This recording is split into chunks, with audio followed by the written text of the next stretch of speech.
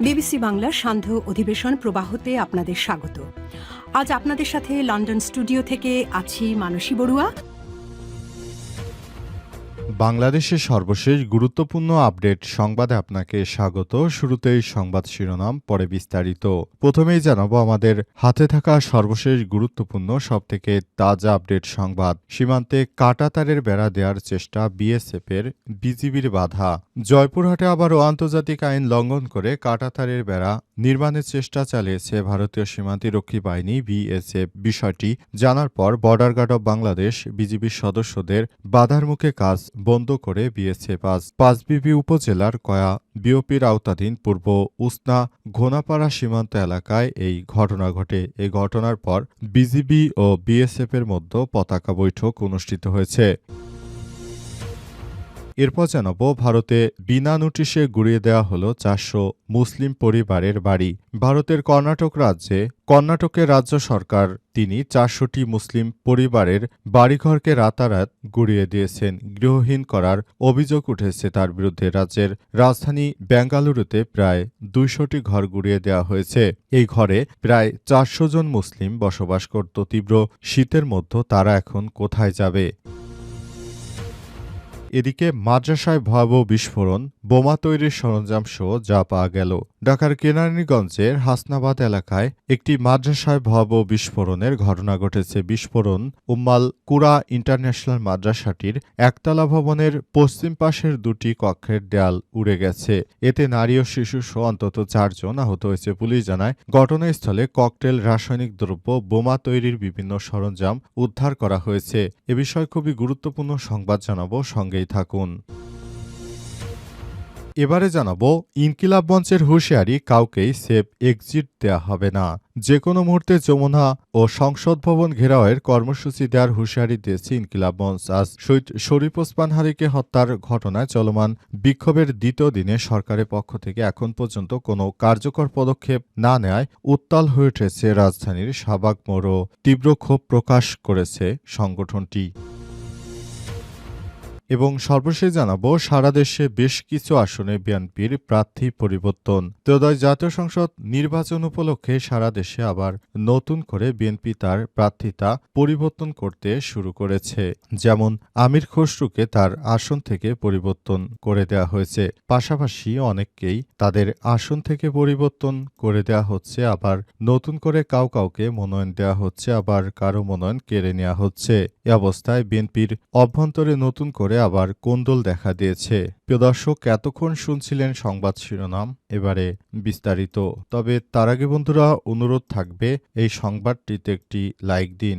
এই চ্যানেলে আপনি নতুন হয়ে থাকলে আমাদের সংবাদটি দেখতে দেখতে চ্যানেলটি সাবস্ক্রাইব করে রাখুন। কমেন্ট করে বন্ধুরা আপনার মূল্যবান মতামত জানিয়ে দিন আপনি বিশ্বের কোন দেশ থেকে বা বাংলাদেশের কোন স্থান থেকে আমাদের সংবাদটি দেখছেন এবং শুনছেন। আর বন্ধুরা, সংবাদটি আপনার সোশ্যাল মিডিয়া ফেসবুকে শেয়ার করে বন্ধুদেরও দেখার সুযোগ করে দিন। গাজা যুদ্ধে আপনি যদি নিরীহ ফিলিস্তিনিদের ভালোবেসে থাকেন, কমেন্টে ইয়েস লিখে বিশ্ববাসীকে জানিয়ে দিন। এবারে বিস্তারিত।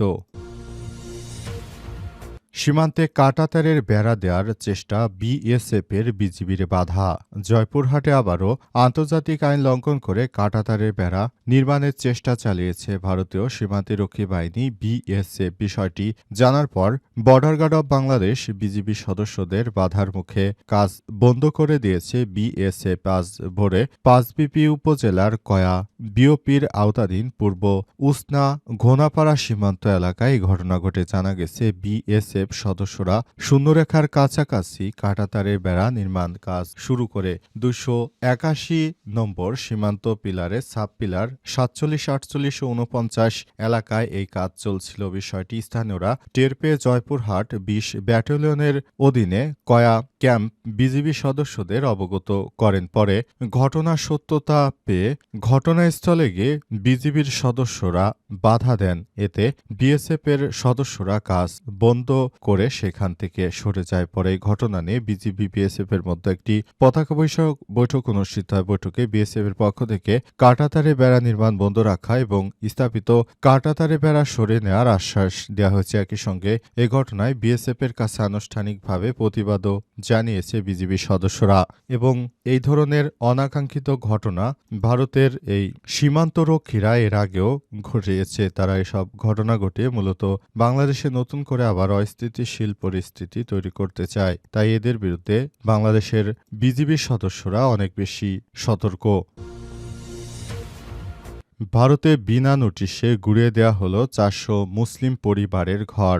ভারতের কর্ণাটক রাজ্য সরকারের বিরুদ্ধে অন্তত ৪০০ মুসলিম পরিবারকে রাতারাতি গৃহহীন করে দেওয়ার অভিযোগ উঠেছে। রাজ্যের রাজধানী বেঙ্গালুরে প্রায় ২০০টি ঘর গুঁড়িয়ে দেওয়ার ফলে শত শত মুসলিম পরিবারের মাথা গোঁজার ঠাঁই নেই। বিশেষ করে তারা প্রতিনিয়ত মুসলিমদের বিরুদ্ধে তারা অন্যায় অত্যাচার করে থাকে। ভারতে প্রতিনিয়ত মুসলিমদের উপর এই নরেন্দ্র মোদী সরকার আসার পর থেকে সবথেকে বেশি অত্যাচার করা হচ্ছে। কিন্তু ভারতের মুসলিমরা সংখ্যালঘু থাকার কারণে তারা মূলত এসব অপকর্মের প্রতিবাদ করতে পারে না, কারণ তারা সংখ্যায় হিন্দুদের থেকে কম হওয়ার কারণে এই ধরনের সমস্যা সৃষ্টি হয়েছে। তবে সরকারের পক্ষ থেকে বলা হয়েছে যেন এই ধরনের বিশৃঙ্খল পরিস্থিতি আর তৈরি করা না হয়। তবে মূলত প্রতিনিয়ত ভারতে হিন্দুত্ববাদীরা মুসলিমদের উপর এভাবে অত্যাচার করে আসছে। তাদের অত্যাচারে অতিষ্ঠ হয়ে সেখান থেকে প্রতিনিয়ত পালাতে শুরু করেছে ভারতের মুসলিমরা। তারা এখন হিন্দুদের কাছে অনেক বেশি অসহায় হয়ে পড়েছে। প্রতিনিয়ত তারা হিন্দুদের অত্যাচারে নিজেদের জীবন নেই, তারা নিরাপদে থাকতে পারছে না। প্রতিনিয়ত তাদের উপর এই ধরনের হামলা করা হচ্ছে। এখান থেকে বেরিয়ে আসতে সবাইকে আরও বেশি কাজ করতে হবে। মাদ্রাসায় ভয়াবহ বিস্ফোরণ, বোমা তৈরির সরঞ্জাম সহ যা পাওয়া গেল।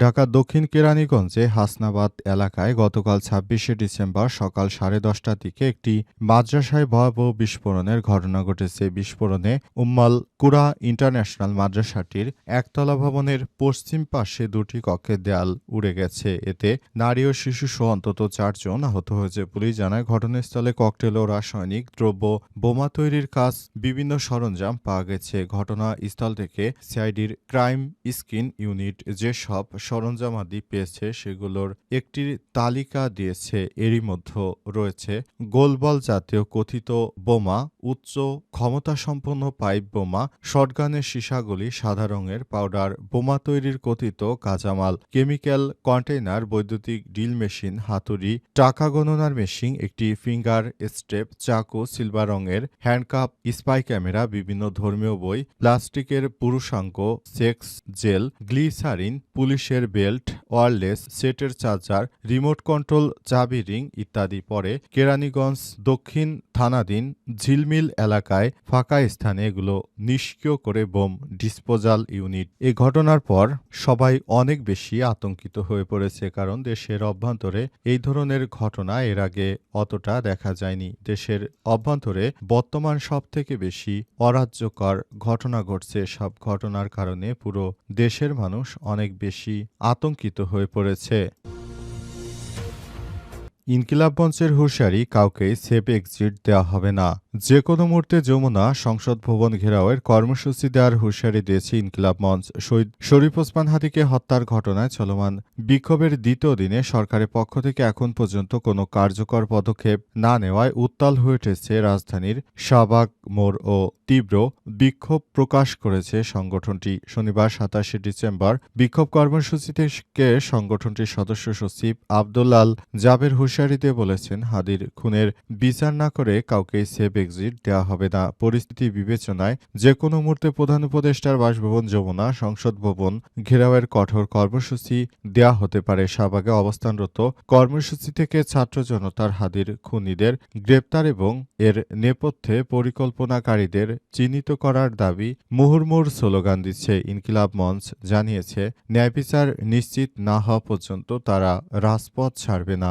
আন্দোলনকারীরা মনে করেছেন সরকার হাদির হত্যার বিচার প্রক্রিয়াকে স্থবির দেখাচ্ছে, যা শহীদদের রক্তের সঙ্গে বেইমানি শামিল। সরকার যে ধরনের কর্মকাণ্ড করছে এসব কর্মকাণ্ড কখনোই গ্রহণযোগ্য হতে পারে না, কারণ তিনি একজন দায়িত্বশীল জায়গা থেকে এখনো হাদির খুনিকে ধরতে পারেননি।